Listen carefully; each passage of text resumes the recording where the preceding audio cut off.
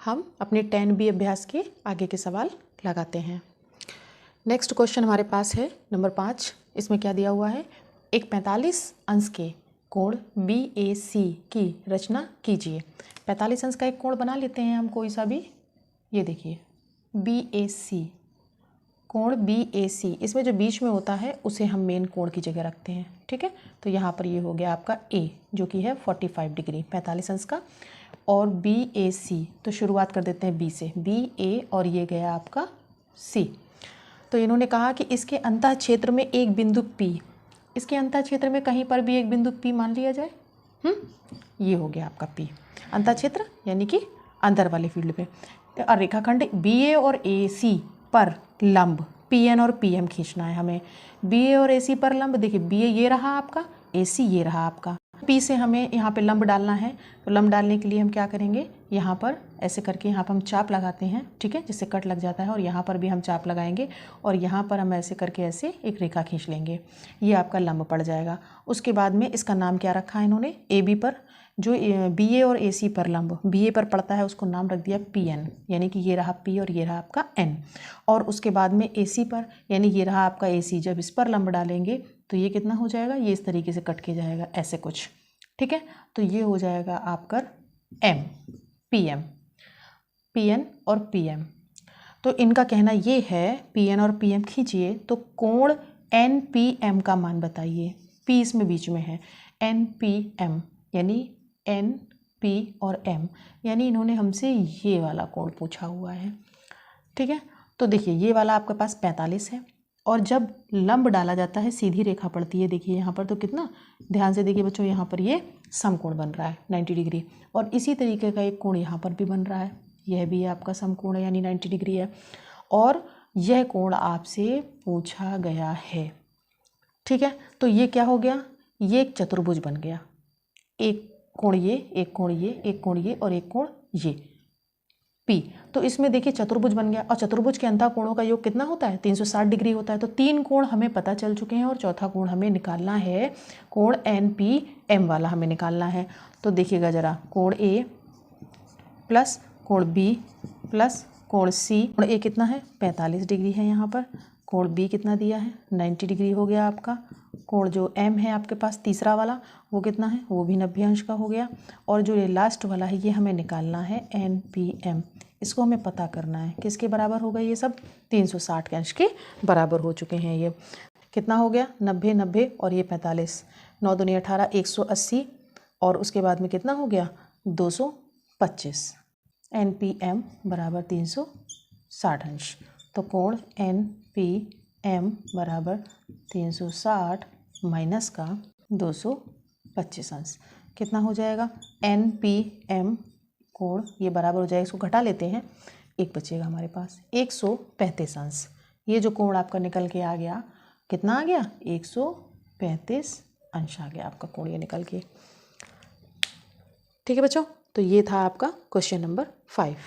छठवां क्वेश्चन बच्चों क्या दिया हुआ है आपको, यदि चतुर्भुज के अंतः कोणों का अनुपात 3:4:5:6 हो तो प्रत्येक कोण का मान ज्ञात कीजिए।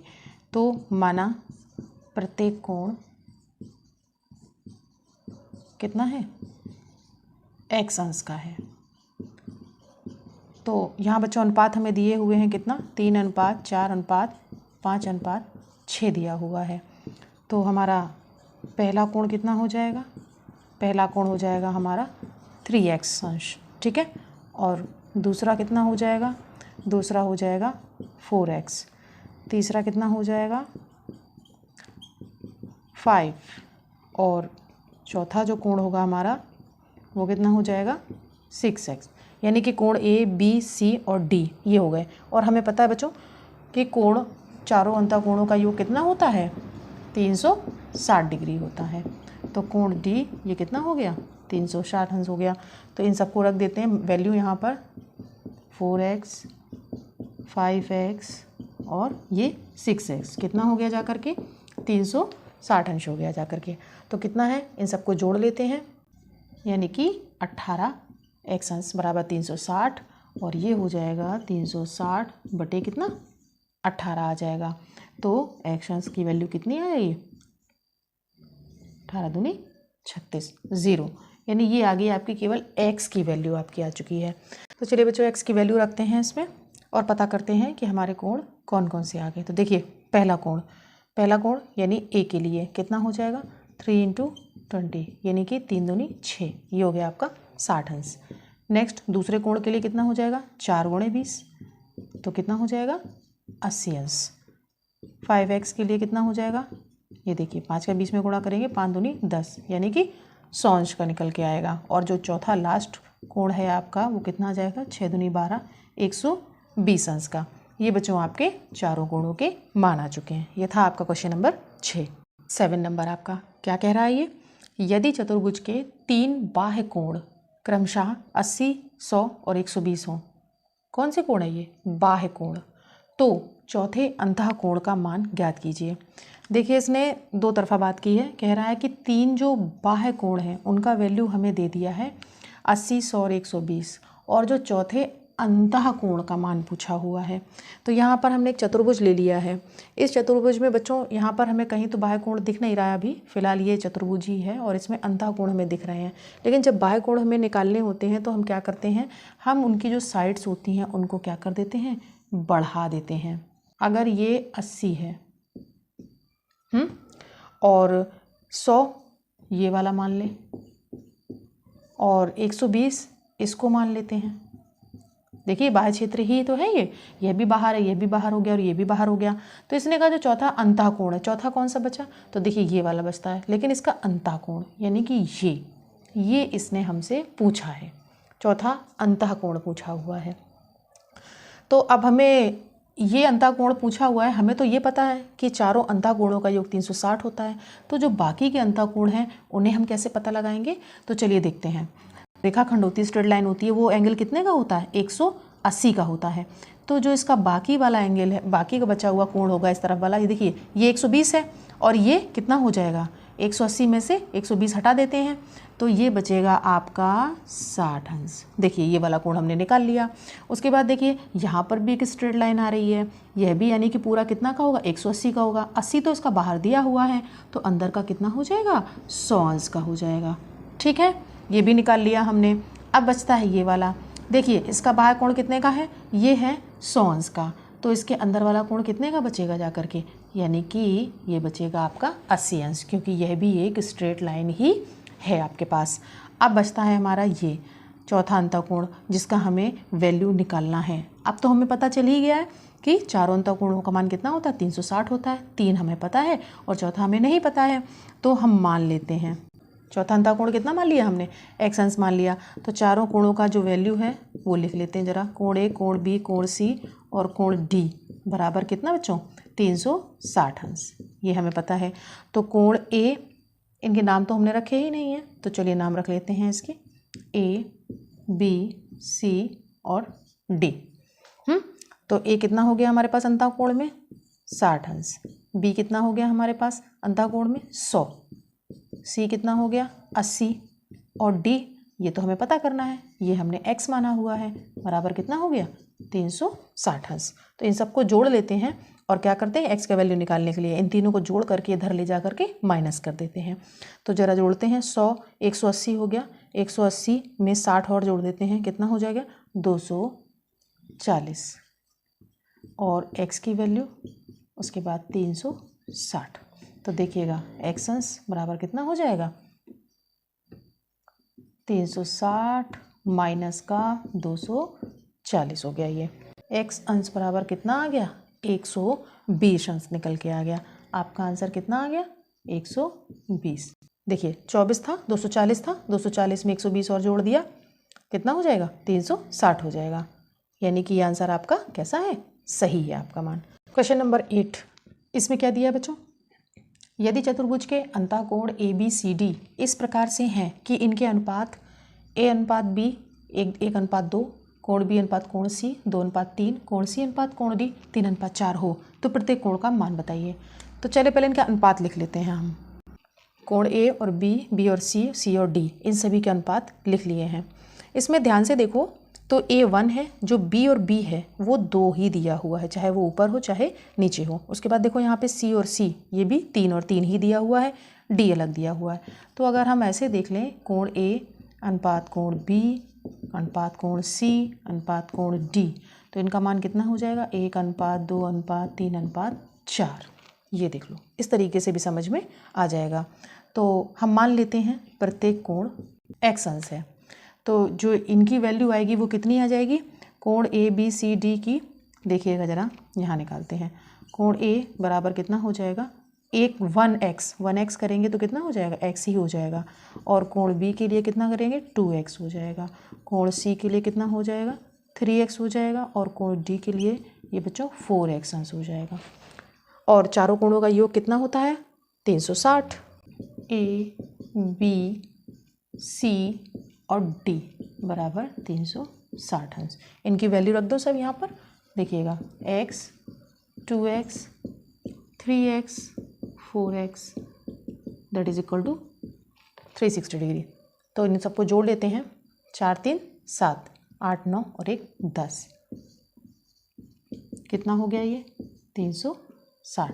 x बराबर कितना हो गया, 360 बटे 10, यानी कि x की वैल्यू कितनी आ गई, ये कट जाएगा 36 डिग्री। ये केवल x का मान आया है आपका। अब इस x की वैल्यू को हम यहाँ रखते हैं, तो पहला वाला कोण ही हो गया आपका 36 अंश। क्यों, क्योंकि यहाँ पर x ही दिया हुआ है। दूसरे को देखते हैं, तो इसमें गुणा करना पड़ेगा हमें, कितना हो जाएगा, 6 दूनी 12 की 2 1, 3 दूनी 6 और 1 7, ये आ गया 72 डिग्री। तीसरा देखिएगा ज़रा, 6 3 18 की 8 हासिल 1, 3 3 9 और 1 10, 108 अंश। उसके बाद 4x में 4 × 36 कर दिया जाए, कितना हो जाएगा, 6 चौको 24 की 4 2 4 3 12 2 14, 144 अंश। ये बच्चों आपके ए बी सी और डी, यानी कि चारों कोणों के मान आपके निकल के आ चुके हैं। ये आपका बच्चों क्वेश्चन नंबर 8 था। क्वेश्चन नंबर 9 में बच्चों क्या दिया हुआ है, एक समद्विबाहु त्रिभुज ABC का शीर्ष कोण 40 अंश है। ये हमने बना लिया है समद्विबाहु त्रिभुज, यानी कि इसकी दो भुजाएं कैसी हैं, समान होंगी। इसका शीर्ष कोण कितना हो गया, 40 अंश इन्होंने हमें दिया हुआ है। त्रिभुज की भुजा AB और AC के मध्य बिंदु क्रमशः M और N है। यहाँ पर कहीं है बच्चों, एक M है और यहाँ पर N है। ये देखिए AB का मध्य बिंदु और AC का मध्य बिंदु हमने लिख दिया है। M और N को मिलाइए, लीजिए इसको मिला देते हैं M और N को। फिर उन्होंने कहा इस प्रकार बने हुए चतुर्भुज BMNNC ये अंतःकोण BMN और CNM का योग बताइए। तो यहाँ अंतःकोण देखिए ज़रा, BM और N यानी कि ये, और CN और M ये दूसरा अंतःकोण ये वाला। इनका कह रहे हैं योग बताइए और इनके अलग अलग मान भी बताइए। तो यहाँ पर बच्चों एक त्रिभुज बना हुआ है, पूरा दिख रहा है, पहले समद्विबाहु त्रिभुज है और समद्विबाहु त्रिभुज में एक कोण हमें 40 दे दिया है। त्रिभुज के तीनों कोणों का योग कितना होगा, 180 अंश होगा। और कोण ए हमको दिया हुआ है 40, ठीक है, 40 अंश दिया हुआ है। और कोण और बी सी कैसे होंगे, ये बराबर होंगे। तो बी और सी माना कोण बी बराबर कोण सी बराबर कितना, x अंश है, ये हम मान लेते हैं।